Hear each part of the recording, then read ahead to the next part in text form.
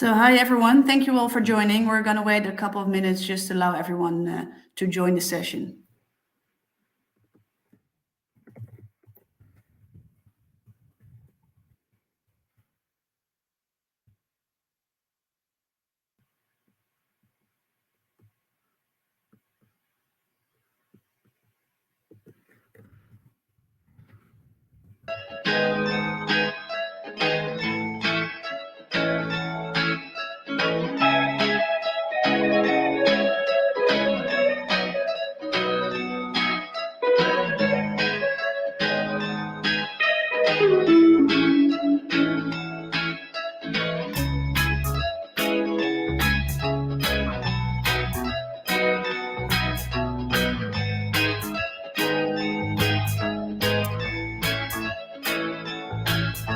Okay, thanks, Ryan. Can you go to the next slide, please? Let's start the session. Great. Thank you so much. Hi, everyone, and welcome for joining another Adevinta Bytes session. So today we're going to talk about goal setting. As you know, we all have to have our goals for 2023 in Workday by the end of March. So this will require us to think about what is it that we want to achieve in the coming year or years, and also what do we need to learn and develop in order to achieve our goals. But these are questions that are often quite difficult to answer, and people often tend to put them off for a while. So that's why to get us started, we've invited Nikki Holloway and Eva Estrella in the talent development team to take us through the process of setting our goals and also provide some helpful tips and tricks. And after their presentation, there will be plenty of time, as always, for you to ask your questions. But for now, I'll invite you to just sit back, take a bite, listen to our presenters. Handing over to you, Nikki.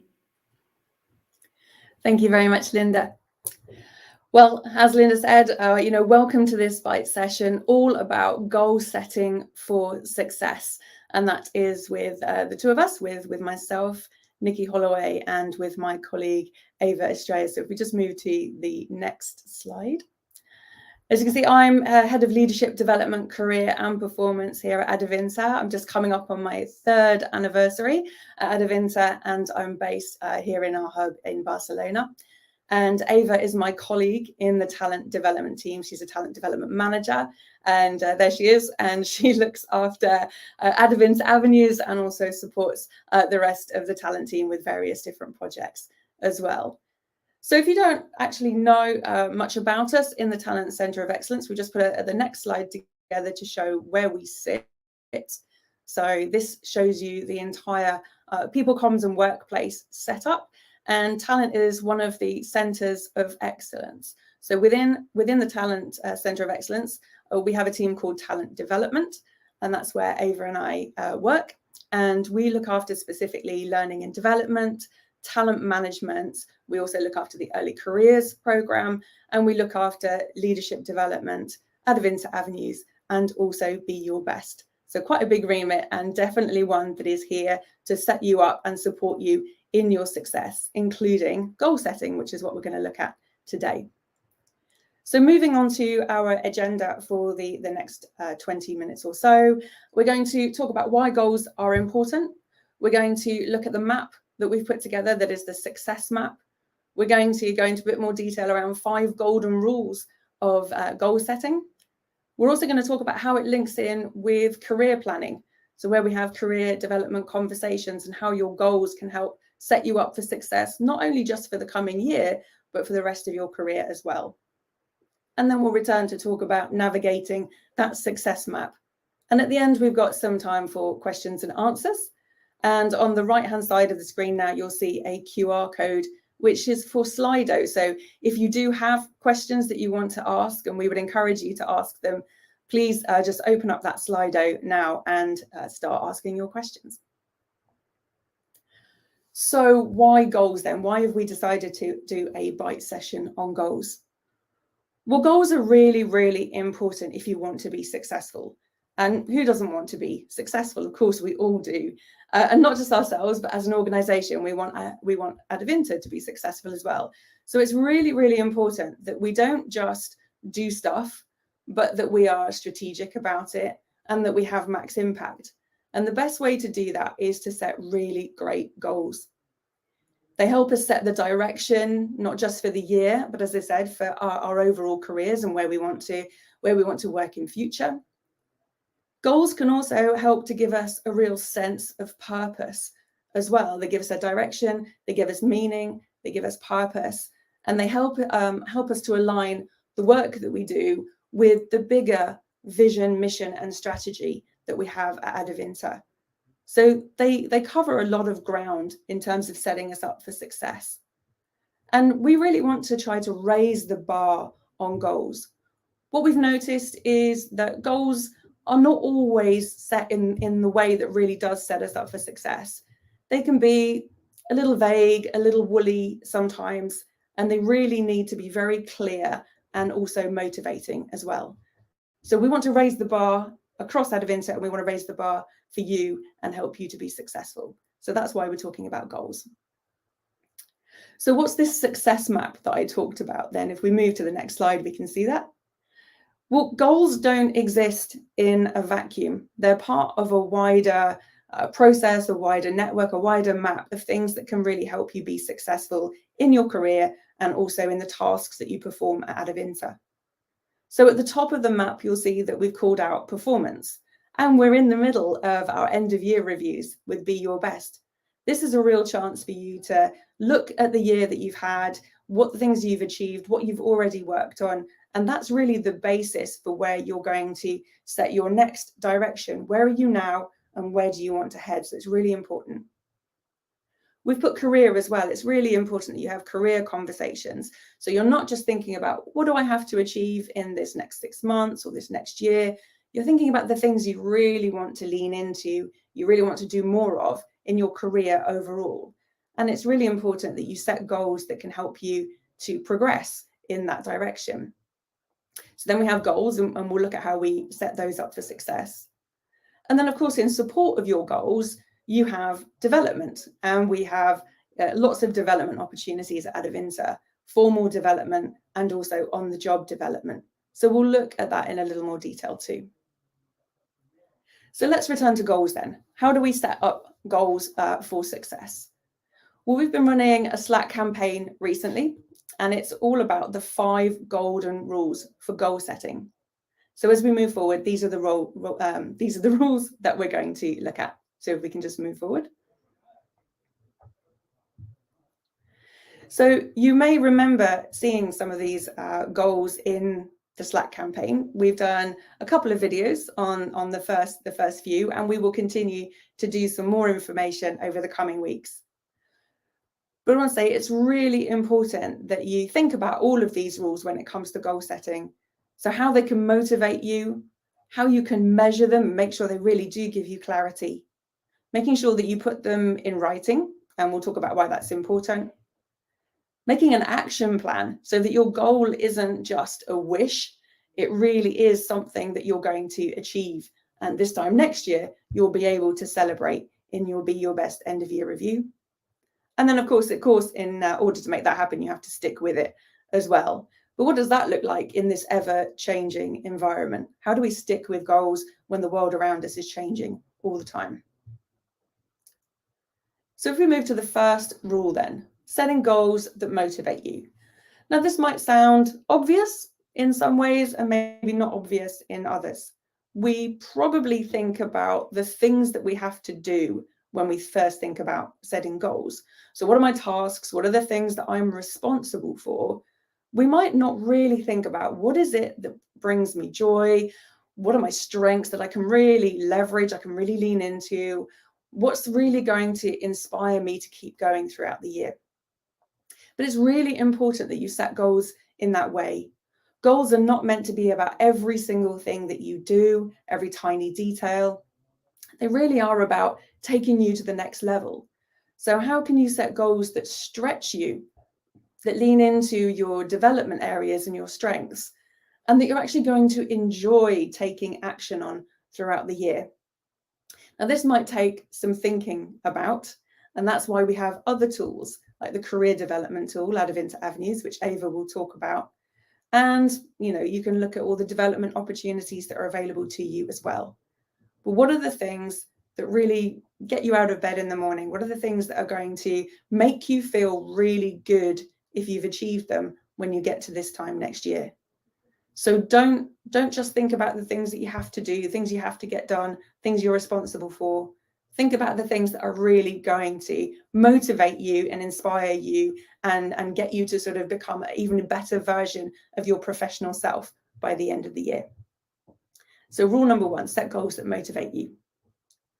Rule number 2 then is probably one that a lot of you have heard before, setting SMART goals.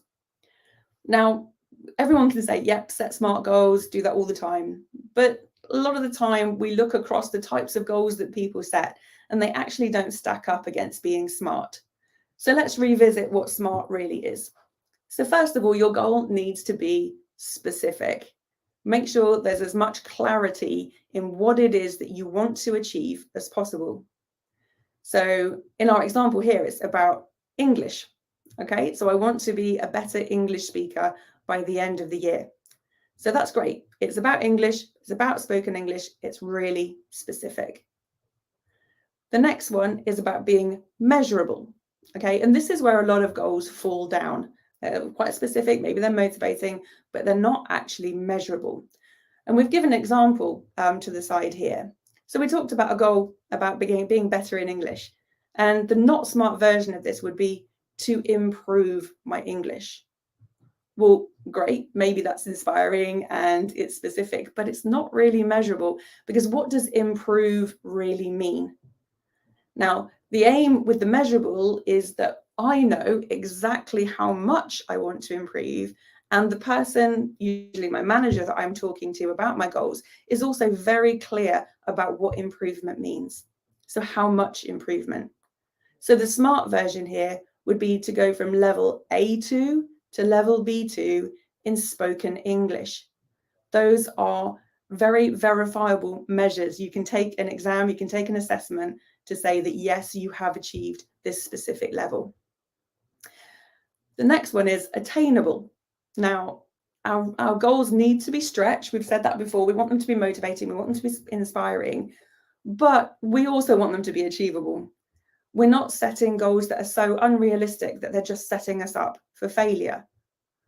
So that's a bit more something to think about. You know, how much opportunity do you have to learn English, to practice it, to get from A2 to B2 within the time period that you've set? Is that realistic? Is it achievable, or is it not? That's kind of something for you and your manager to think about. Is it relevant? Now, again, this depends on your specific context. And the reason that we've picked this goal is because, yes, the business language is English, and therefore this would be a pretty relevant goal for most people at Adevinta. But it's up to you. What's your current context? Does this help you both in the short term and also the long term? Or is it for one or the other? But it does need to be context specific. And then time bound. We need to put an end date on this goal, where we're going to revisit it and where we're going to say, yes, it's either been achieved or not. So in its entirety, this SMART goal would be to go from level A2 to B2 in spoken English by the end of December 2023. Now that is an achievement goal. There are two types of goal, achievement goals and also behavioural goals. So a slightly different goal would be to practice my spoken English on Duolingo every weekday for 6 months. It's still SMART, it's specific, it's measurable, it's attainable, it's relevant, and it's time-bound, but it's a behavioural goal as opposed to an outcome or achievement-based goal. So hopefully that helps you a little bit more with SMART. Now, SMART goals aren't necessarily the easiest always to set, especially when it comes to more soft skills, perhaps, rather than the hard skills. But the more time you spend getting this goal right, the easier it's going to be to track, to get progress, to get support, and to measure at the back end of the year. So moving on, what's the third rule when it comes to goal setting? Well, this is probably one you've all heard of before, and this is to put your goals in writing. Now, why should we do that? Well, first of all, at Adevinta, it's quite easy to say it's a requirement. You know, on Workday, we want to see everybody writing their goals and putting it into the system. But the reason that we do it is that it helps us to formulate the goal properly so that we can explain it to others, perhaps when we need their support, and to really give us the clarity that we need to work on it as well. It makes it very real. It takes it from being just a wish or a desire to being a concrete goal that we are committed to. Sharing goals in written format also gives us accountability. It's not just something that I would like to achieve, but it's something that I have said that I'm going to achieve and I'm going to commit to. And this accountability isn't just on your part. We really want you to drive your goals, you to come up with your goals, but you do this in collaboration with your manager. And once they agree the goal, they're committing to support you in being successful in this goal as well. So those are the reasons that we set goals in writing. And just a small note here, yes, we would like you to do that in the system by the end of March. And we suggest around 4 to 6 goals. And some of them will be more task related and some of them will be more development related. But try not to set too many, because these are really the things that you want to focus on being successful on throughout the year. And it's very difficult to do that on many things. So try to set only sort of 4 or 6. Okay, rule number 4 then. Well, again, this is taking something from being just a wish to being something that is likely to support you in your success. And that is making an action plan. How are we going to turn this goal into a reality, something that we can really celebrate at the back end of next year? So in Workday, there's an area called description. And this is where I suggest you put a bit more of your action plan. And the questions to ask yourself around this action plan are, what steps can I take towards the goal? Especially initial steps. What can I do first? What support will I need from my manager or from other people in terms of being successful in this goal? Again, if you've set yourself a goal that's a bit more of a challenge, an inspiring goal, a stretch goal, a motivating goal, it's unlikely that you're going to be able to achieve that by yourself. So in the spirit of win together, lose together, who else are you going to rope in to help you and support you in being successful in this goal? Is there any formal development that would help me? Is there anything on, one of the academies at Adevinta that can help me? Or do I need to, link in with the talent team and start looking externally for something to support me? Do I need development in this area, or can I get it all on the job and from other people? Are there any milestones that I can set? Especially when you're setting a goal for a longer period of time, in order to keep going, which we'll talk about in a moment, it's really important to have milestones along the way. They help you to track your progress, make any course corrections, any other support that you need. But also, they're moments of celebration. You don't have to wait right until the end of the year to celebrate success. You can see the milestones coming and that progress. And how am I going to track my progress? How often do I need to revisit these goals? How often do I need to talk to my manager about these goals, talk to other people? How am I going to track my progress? And what am I going to do perhaps if things, go off track? And then something I like to do, which helps me to think about not only the goals themselves, but also the how I've gone about doing the goals, is I like to think about which of the Adevinta key behaviors can I really lean into when it comes to this goal. Now, arguably, you can demonstrate all of the behaviors all of the time, but it really needs to, if you look at each individual goal, you can think, which ones can I really lean into? Okay, so the final goal. The final goal is sticking with it. The final rule, rather, is sticking with it. Of course, in order to be successful, you have to stick with it. So this is a given, but again, leaning into some of the things that I've said before, making it motivating, making it fun, getting support from others, tracking progress, and really also just thinking that rules can be tweaked, goals can be tweaked, they can be changed. If they're no longer relevant, you can archive them and focus on something else. But if we've made really great goals and we've got the right support, then it's much more likely that we're going to stick with it and be successful in the end. So I'm now going to hand over to Ava, who's going to talk about goals and career planning. Thanks, Ava. Thanks, Nikki. So let's talk about how we can help with the goals and the career planning. As Nikki mentioned, we have Adavinta Avenues, our career framework. And how can this help us in the goal setting? Adavinta Avenues, if you take a look at it, you can see all of the different roles that are available in Adavinta. You can also see how you can create your own and unique path. You can see, and for each of those roles, you can see the soft skills that are needed at the different levels. And with that, you can identify any gaps that you have so that you can bridge that and make a change in your career by gaining those new goals. So for your goal setting, there's no right or wrong way to create your path. You have to define it yourself. So it could be a straight line, it could be a squiggly line. You define that. Let's talk about, you can go to the next slide. Let's talk about what career pathing looks like. As I said, there's no right or wrong path. It all depends on your goals and your interests, just like Nikki mentioned. There are vertical and horizontal career moves. You can also decide to just make a total change in your career and do something totally different if it sparks your interest.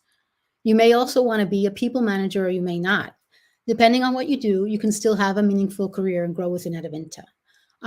We selected a nice video that talks a little bit about how career pathing has changed. Let's take a look.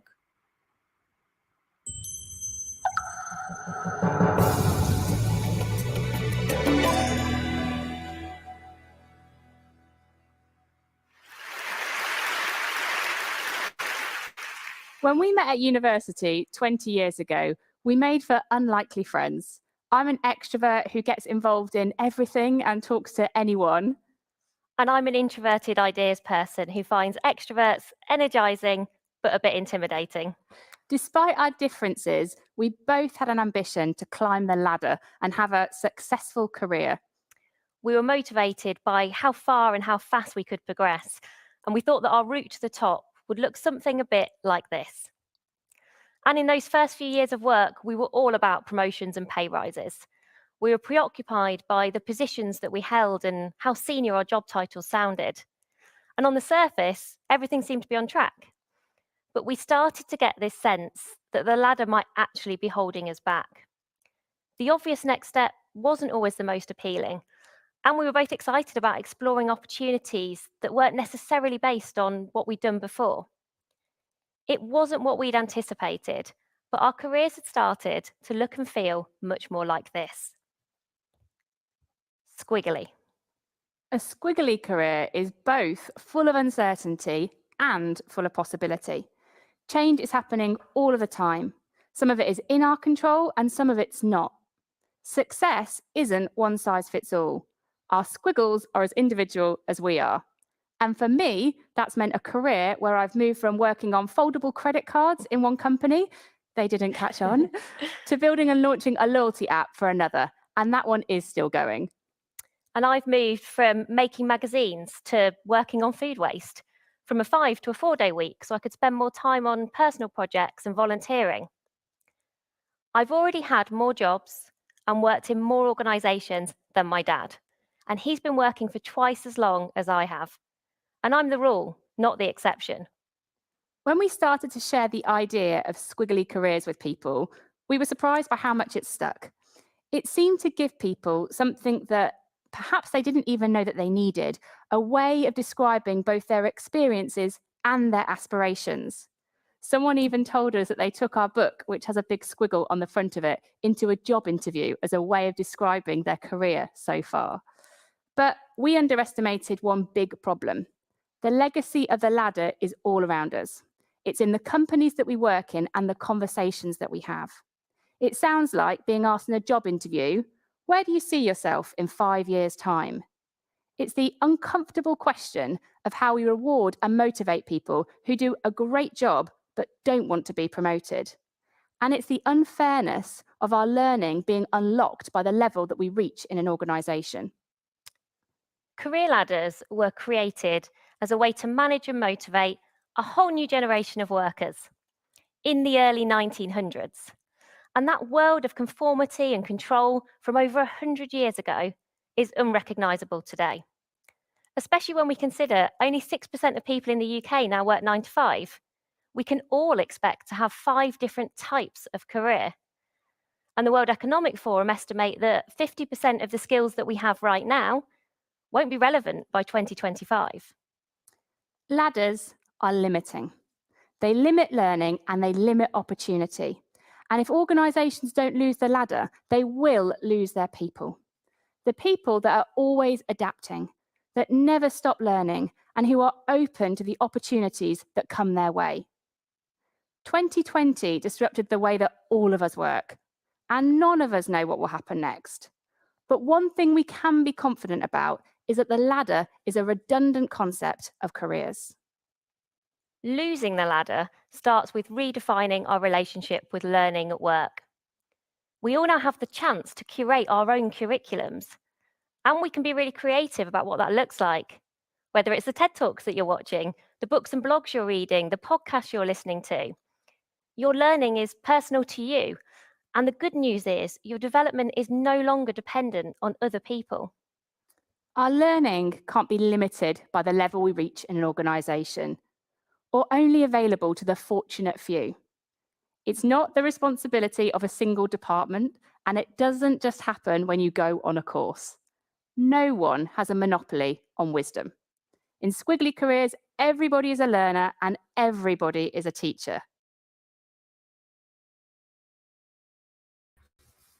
I hope you enjoyed the video. We can see the whole video. I think we're going to send the link out so you can see the whole TED Talk because it's super interesting. So let's go on and check out the career framework. This is Out of Into Avenues framework. And if you go into the Avenues framework, you can see we start with the job group, which is the area. In this case, we have product and tech. And then we go down to another level where we have the job family, which is a grouping of similar jobs with the focus on a particular area. In this case, we have software engineering. And within the family of software engineering, we have the different job profiles. This is a grouping of different roles. So you have a bunch of roles that are inside each job profile with a similar background, the similar competencies, okay? Then after that, we can see to the left the career track, because not everyone is a people manager. So we have the management track and the individual contributor track. As we said before, you can have a career even if you're not managing people. So that's interesting to have the career track also there. Then we have to the left also that everything is split into bands that indicate the increasing complexity of the different roles and the impact they have on the overall company, right? Each band is then also split into the different levels. We have, if you can click again, yeah, there you go. We have the different levels within the bands that also indicate the level of responsibility and the contribution for each of the specific roles, and it goes up in complexity and impact. This is the Avenues framework. So where can we see the Avenues framework? If we go to the next slide.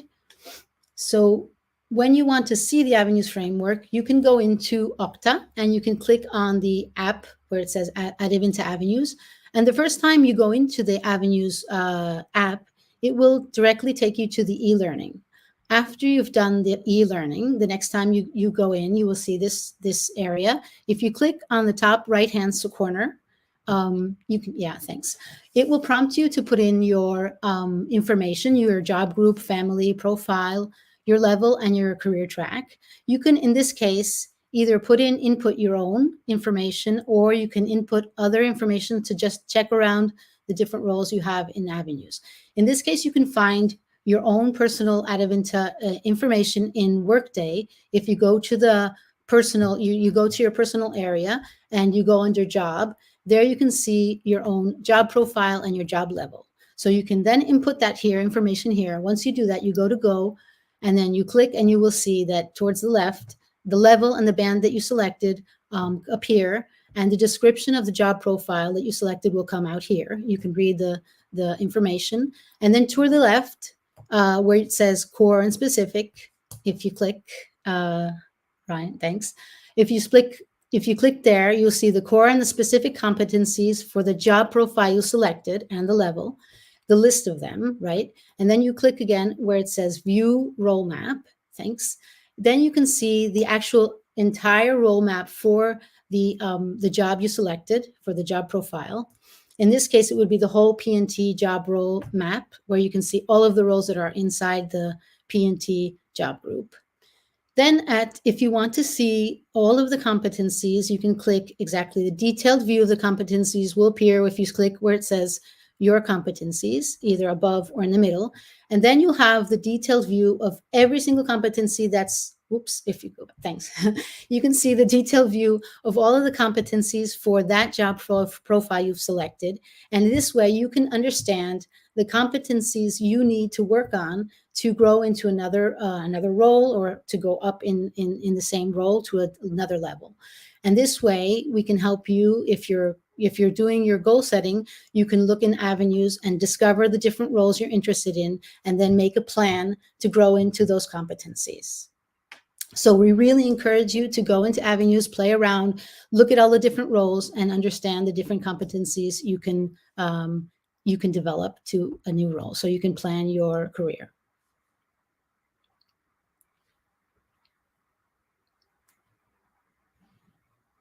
And I leave it with Nikki for the next slide. Thank you, Ava. So yeah, we just wanted to wrap up by going back to that success map and talking about how you can navigate that for your own personal success. So if we move on to the last slide.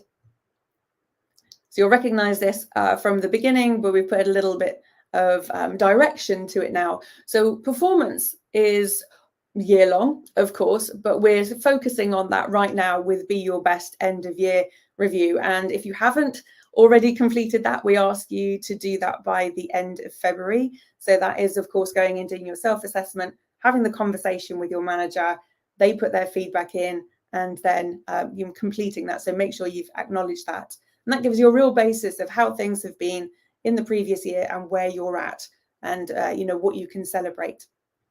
Then, as Ava said, go into Adevinta Avenues, have a play around, have a look, start to think about where you want to take your career, and have a career conversation again with your manager, including what development might be on offer in terms of support.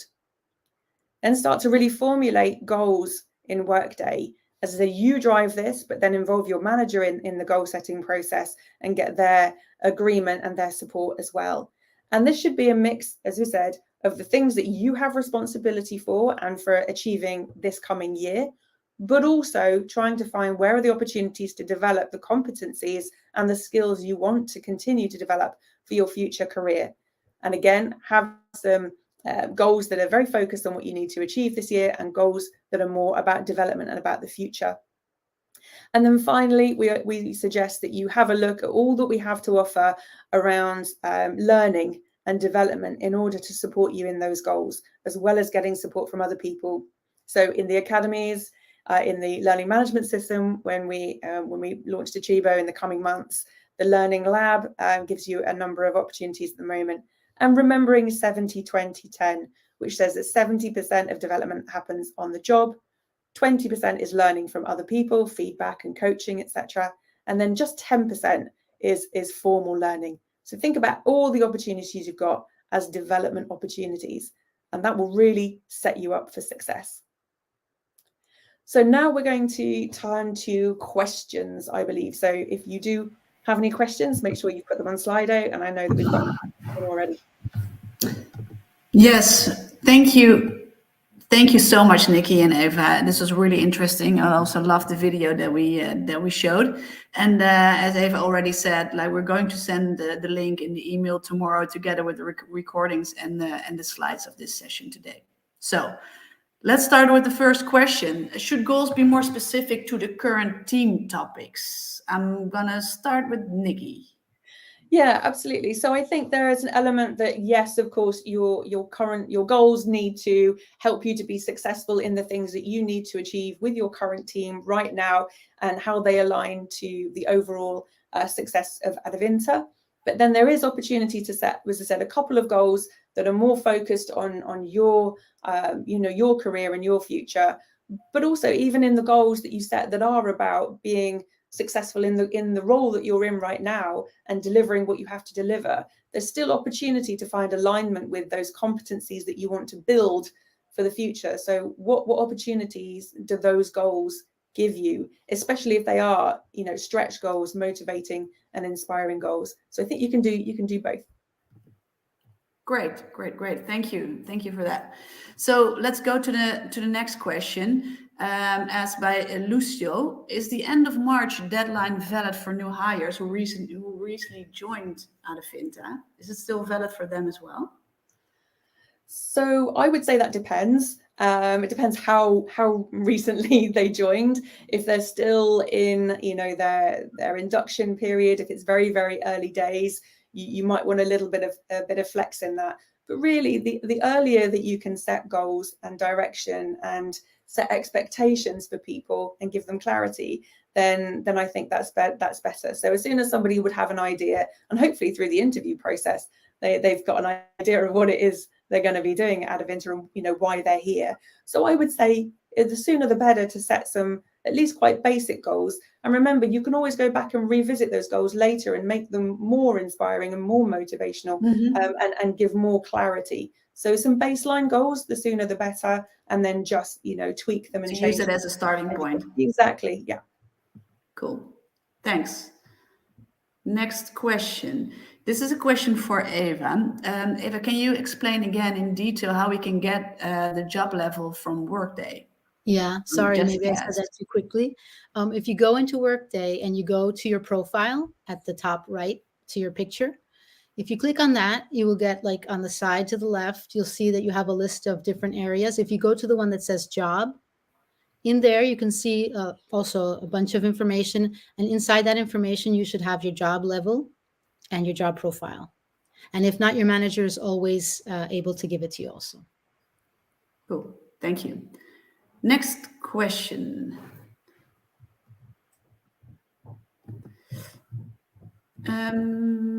What are the deadlines for 1, goal setting, and 2, career choosing? And I'll start with you, Nikki. Yeah, absolutely. So technically the deadline for goal setting for 2023 is the end of March. Okay, so March the 31st in Workday, we ask you to have between 4 and 6 goals that are set for the year. Again, they're not necessarily set in stone. If things change, you can change them, and you can tweak them and you know, lean into certain areas more or less throughout the year. So I'd say, you know, review them regularly. But in terms of having those baseline goals in there for the year, then it's March the 31st. In terms of career choosing, there is no deadline for choosing your career. At the age of 50, I've had about, oh gosh, how many different careers, I don't know. So there's no end date to career choosing. You can change your mind at any point. I just think if you've got the next general, you know, direction of travel for your career, that's a good thing in terms of helping you with your development and with your goal setting. But if you don't know in terms of what you want from your career, as in a specific role, that's fine. But think about, what things do you enjoy doing? Look, I don't know exactly what role I want, but I enjoy facilitating, or I enjoy stakeholder management, or I enjoy technical skills more than the soft skills. If you understand those things, the things that make you happy, the things that give you purpose, that make you want to turn up to work, then, you know, lean into those, because you're likely to want to do more of the things that you're good at and that you enjoy in future career. So even if you don't know exactly what role it is, building those things will just help you, you know, more likely to be able to move into that role once you have decided what it is. Okay, clear. Thank you. Let's go to the next question. Are you supposed to set yearly goals, or is it also okay to set smaller quarterly goals?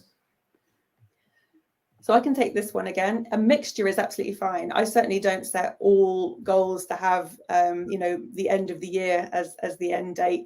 It's absolutely fine to set goals that are, you know, less than a year. I think development-wise, it's nice if you can set ones that are a bit more longer term. If you've got more of a quarterly focus around deliverables, then absolutely set goals that are quarterly focused. Or if you're setting an overall goal for the year, maybe set some quarterly milestones. If that helps as well. Whatever helps to keep you motivated, keep you feel like you're making progress, but also fits with, you know, the business model wherever, you know, you are in the business. So it could be that after like half a year, you met already a couple of your goals. Absolutely. And then you can set some more, right? The mid-year is an ideal point to do that, to say, actually, you know, this goal is closed out, or perhaps it's no longer relevant. Okay, let's refocus. Yeah. What does the rest of the year look like? That's absolutely fine. Yeah. Okay, we got 4 minutes left. So let's see if we can just answer a couple more. Does setting personal goals, oh no, sorry. Are there company goals for the year set in a similar fashion? Personally, I would find it easier to understand the bigger picture before setting my own career goals within the company. Right. So we don't have specific goals that everybody has to choose. I haven't been told that we have a big goal that everybody has to lean into. But what we do have is an overall vision and a mission and a strategy. And it is, you know, your ADEX members' responsibility to sort of cascade that and make sure people understand that. And then it's your manager to help you to understand where your role fits into that and helps to make that successful. And therefore the goals really should align with that overall, you know, vision, mission, and strategy as well. So there's that alignment there, but we haven't set a specific goal for everybody. No. Thank you. Let's go to the next one.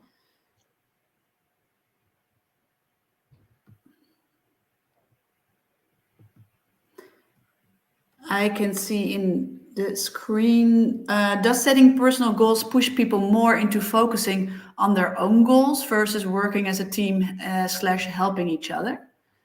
I think this is also one for Nikki. Sorry, Eva. So personally, I don't think it necessarily does. I think it depends on the goal that you set. You could definitely decide to set goals that were very personally focused, in terms of I can just do this by myself. But as I alluded to in the presentation, it's very difficult in an organization like this to be successful in your goals by yourself. Okay, so for example, I had a goal which was to deliver the Women in Leadership program. Okay, now that was a goal that absolutely required the support and, you know, collaboration of many other people. I could not do that by myself. What we identified in the goal was, what am I personally responsible for? Now, as the lead, I'm you know, responsible for the overall success, so a number of things. But any one person who was also involved in that project may set the goal more around, well, what is my specific contribution to that project? Yeah, exactly. Yeah. And part of that could be around collaboration and supporting others and making sure things happen together. So I think you're right. It could be very individual focused, but I don't think they would be very stretching or inspiring goals if they did that. Yeah. Okay. Next question. How do we choose the career path for Eva? Yeah, well, that's something you have. Broad question. I think it's something you decide yourself, right? You decide what your career path will look like. No one can tell you, because you're the one who has to know what motivates you, where you want to go. It's really something you can decide yourself. You can ask for your mentor. Someone can mentor you, and if they're in a role that you're interested in, you can ask them how they did that. But it doesn't have to be exactly the same anyway. I think you create your own path. You have your own interests, your own motivations, and you have also your own skills. So you maybe need to grow in a certain area where someone else didn't, and you can just create your own path. So there's no right or wrong path, as I said before. Thanks. Next question. We take 1 or 2 more questions. So Munza asked, as a manager, I am a bit frustrated because the development talk format is mainly focused on how the year has been and improve points. There's no clear moment to talk about the career, at least in the Spanish version. Maybe you could review the template of the development talk. Okay, so as a suggestion. As a suggestion, all suggestions are you know, much appreciated. So I guess this is talking about the workday setup. So there's no specific area for you to talk about career necessarily, but we absolutely do think that it's, you know, it's more about the conversation. to be honest. And what is in Workday are there, what falls out of those conversations. So the goals should be a consequence of the career conversation as well as the deliverables for the year. And so that's putting the goals in that, you know, align with that. So as we usually say, the conversations are more important than a system or like a template. But absolutely, it would be good to have an area where you can maybe make some points. In the absence of that, though, and as somebody who has recognized that, I think you can find ways to do that for yourself. So as a manager, you can talk about, you know, in the feedback you can personally, you know, allude to a career conversation that you've had. As an individual, you can put feedback in there and self-reflection on, I would like to do this in my career. So whilst we take the feedback that perhaps the system doesn't support it in a way that you would like it to, I think you can take the initiative, have the conversation, and then, you know, tailor the comments and the self-reflection and the feedback around, you know, bringing those points in. Yeah, clear. Thank you. Thank you. And that was the last question we could answer today. Thank you, everyone, for joining, with so many of you, and asking again, as always, such a great questions. I hope everyone was able to learn and got a kind of a feeling how to get started on goal setting. Thank you so much to our lovely presenters today. It was great to have you. As said, I'll send an email tomorrow so everyone could rewatch it and find all the valuable links that we're providing. So thanks so much, and see you at the next Byte. Thank you. Bye-bye. Bye.